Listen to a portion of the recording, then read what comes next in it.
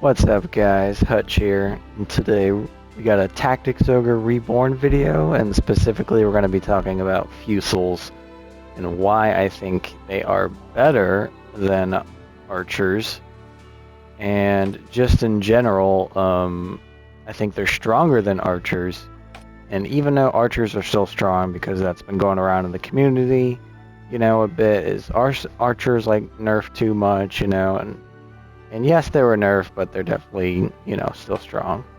But Fusils were even, I think they're way more powerful, and it even got me to change the Pirate and Vice into Fusiliers instead of Rangers.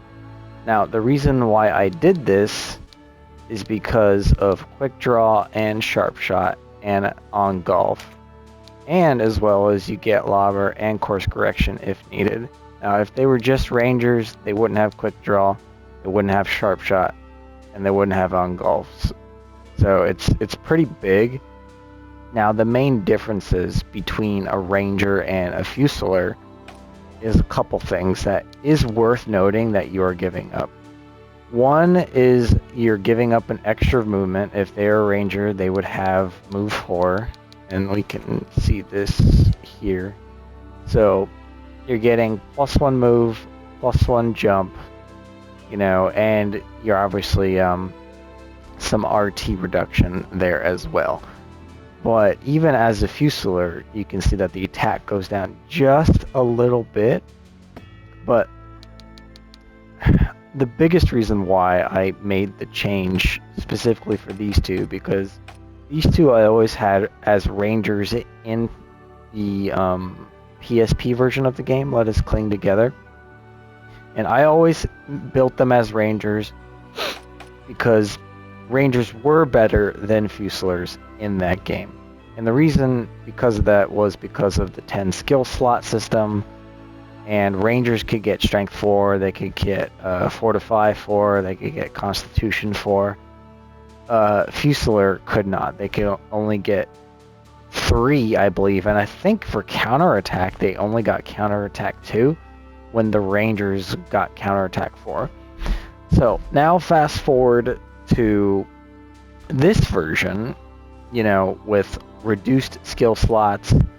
There was nothing really major going on with the skills for Rangers. I mean, like, it had Fusils, but there was no Quick Draw, there was no Sharp Shot, there was no On Golf, there was like Recruit and like Constitution and some other thing that was just random.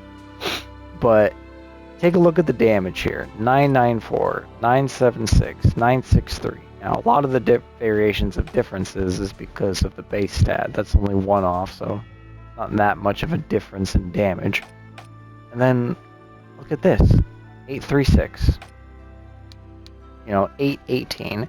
Now, granted, it is a siege bow, and look at the attack difference. 80, 85 with this, and 120 with this. So, if they were using a weapon, that was 120, that would probably be a lot more damage, obviously.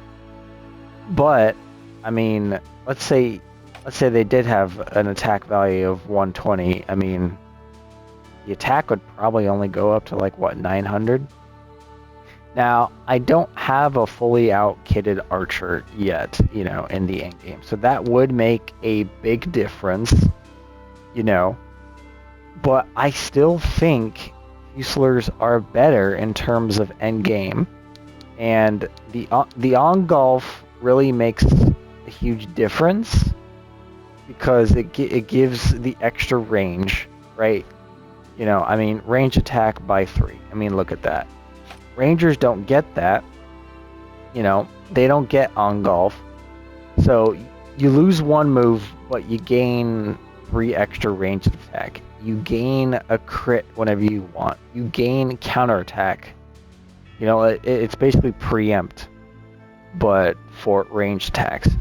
And that's why I made the change. It's just because there's just too much utility and so much extra damage that a Ranger just can't get. And I think the extra damage, the extra utility, not to mention if you wanted to take quick draw off, you wanted to go course correction, you want to do some trick shots, you know, shoot through shit, go right ahead. Instead of course correction, you want to do lobber, you want to throw like the, you know, the big orbs at people and do big magic damage, you know, you can do that too. So there's just a lot more that the Fusilier can do than the Ranger and the Archer. Now obviously the Archer is gonna have its uses, you know, map dependency. You know, if you got the high ground, I still recommend bringing Archers for just ease of use, because Fusiliers are just a straight line. Now, I think you should still bring Fusiliers even if you're going on high ground, because you can, you know, rain down on them. And even though you might not have the angle all the time or whatever, you know, maybe sometimes you don't want to attack. Maybe you want to build up some MP so you can do that sharp shot. So I'm just going to go into this match right here and just kind of showcase the damage differences. And let's get my guys right here. Yeah, I think that's good. Now granted, as we said earlier, you know, my archers aren't fully built endgame yet. So, you know, the damage values is going to be skewed a bit.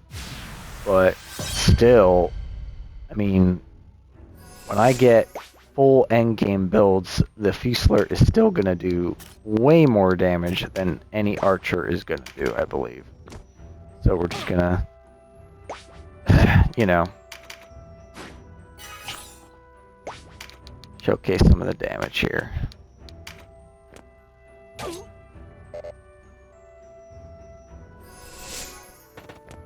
Oh, these guys take forever. Okay. So 196, 162. Okay. And her attack power, currently, this is the best weapon I can get her with. You know, if I go deeper in the Palace of the Dead or get the bow book, you know, obviously it's going to bring that attack power up. But even so, I mean, this musket, it's not +1. So when these get +1, you know, damages go up. When I get better gear, this damage is going to go up. I mean, same with them as well. So everything's going to scale upward, like for both classes. You know, Archer's going to get a little more scaling than the Fusilier will, because we're not going to get the special Fusil until like, is it 90 something or 88, I believe, maybe. For Palace of the Dead is when it drops, if it hasn't changed. So let's do that.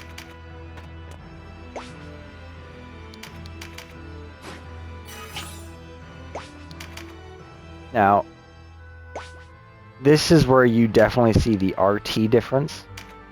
But, you know, in some games, you know, having lower agility isn't so bad depending on the class. And since, you know, archers have more range than just their attack, you know, lets them go like the range of their attack, they can go further, but Fusiliers can't, right?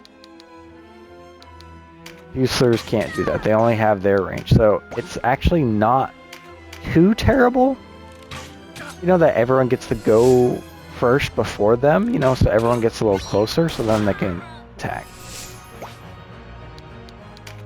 So what was it, 196? And look at this. This is an auto attack.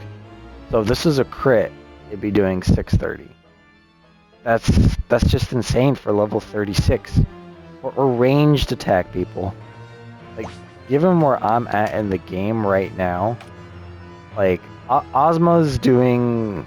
She can do double attack here. You know, we'll let her go here pretty quick. And that was just his attack. He has the lowest of my Fusiliers right now.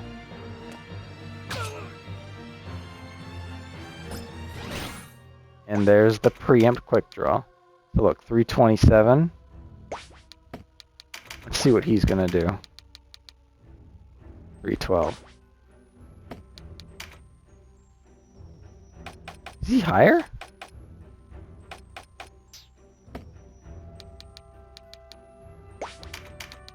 Why is he doing more damage? That makes no sense. Does the quick draw give more damage? Oh, that's interesting. Now, another thing you can do with Fusils is because, so see, like, look at the map right here. It's not all like, oh, you know, like he's not in range, or like I have to move back here to hit him. No, you don't have to do that. You can move right up here, target this person, and look, you still hit him. And look how much you can do on a dragon. I mean, 249 on the ranged auto on a tanky unit. For level 36 and where I'm at, it's just nuts damage. So he's doing 249 and like 300 plus on this. So look what Ozma's doing. My ranged attackers are doing more damage than Ozma right now. It's just nuts. It's just nuts, guys. So I highly recommend changing Vice and the Pirate to Fusiliers. And look, I don't know if you want to make an army of Fusiliers or not. I still recommend having a couple archers. I would say at least two, at least the Red Archer and Sarah, just because of the RT reduction bonus. But you know how we did in the PSP version, you had an army of archers and, you know, they got you through a lot of shit. I think an army of Fusiliers is going to be really good. I do. Now, granted, they have higher base stats. I mean, like 170 strength, 201 dexterity. 166 strength, 195. And so, you know, they got lower stat difference, so that definitely does make another difference there too. But I don't think you can go wrong with an army of Fusiliers. I think Fusiliers are stronger than archers. And I think when we get fully kitted out archers, you know, like Thunderbow or whatever, and your affinities matched, and you got some gear to, you know, up that damage more, I still think Fusiliers are just going to have more versatility. And they might even have a little more damage than a fully kitted out archer at the end. So I recommend having 4 to 6 range units in a team of 10 to 12. You know, just depends on the map. You know, sometimes you go with 4, sometimes you go with 6. But I highly suggest at least having 2 Fusiliers, maybe even 3, and at least 2 archers, and maybe even 3 archers. But no, you don't need any more than 3, you know, unless you want like an army of Hawkman archers, which I get, you know, for story and, you know, to move around easy. Anyways, guys, that's my take, and I'm gonna be making more Tactics Ogre content here pretty soon. Leave in the comments of anything you would like to see or you would like to have me talk about with in terms of builds or anything else like that. Anyways, guys, have a good one. Bye.